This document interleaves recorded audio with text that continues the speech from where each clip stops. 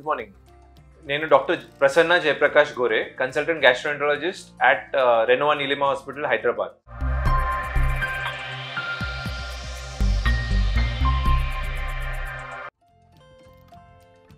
ఇవాళ మనం గ్యాస్ట్రోఎసోఫేజియల్ reflux disease కోసం తెలుసుకుందాం.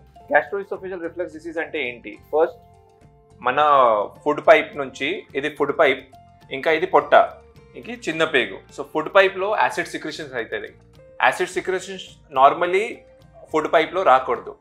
సో ఎప్పుడైనా ఈ వాల్వ్ లూజ్ ఉంటే యాసిడ్ పైకి వచ్చేస్తుంది. సో పైకి అప్పుడు ఇవి ఇక్కడ పుండులు అయిపోతాయి, అల్సర్స్ కావచ్చు ఇక్కడ. సో దానివల్ల సిమ్టమ్స్ ఏమవుతాయి అంటే హార్ట్ బర్న్, అంటే చెస్ట్లో మంట, మింగడానికి ఇబ్బంది, పెయిన్ఫుల్ స్వాలోయింగ్, ఇక్కడ చెస్ట్లో పెయిన్ రావచ్చు, నాషియా అంటే వామిటింగ్ వచ్చినట్లు అనిపించచ్చు, ఇంకా పొట్టలో మంట, ఇంకా ఫుడ్ పైప్లో ఫుడ్ గొంతులో ఫుడ్ వచ్చినట్లు అనిపించచ్చు.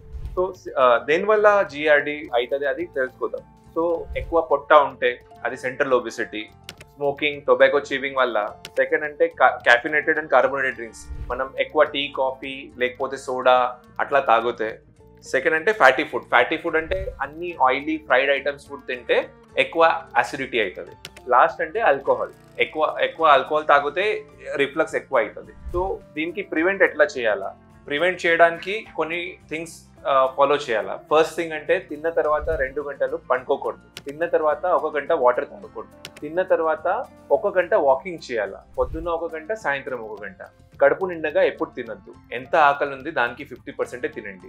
ఎక్కువ పులుపుగా, ఎక్కువ ఫ్రైడ్ ఐటమ్, ఎక్కువ మసాలా ఫుడ్, ఇంకా మిల్క్ అండ్ మిల్క్ ప్రొడక్ట్స్, మజ్జిగ, పెరుగు బాగుంటుంది, మిగతా పనీర్, చీజ్, మిల్క్ తింటే పొట్ట ఉబ్బినట్లు అనిపిస్తుంది, అవి అవాయిడ్ చేయాలి. కొన్ని లైఫ్ స్టైల్ చేంజెస్ చేస్తే సిమ్టమ్స్ బెటర్ అవుతాయి. సో హెల్దీ లైఫ్, ఇంకా హెల్దీ ఫుడ్ పైప్, ఇంకా జిఐ సిస్టమ్ కోసం ఇవి కొన్ని టిప్స్ ఫాలో చేయండి.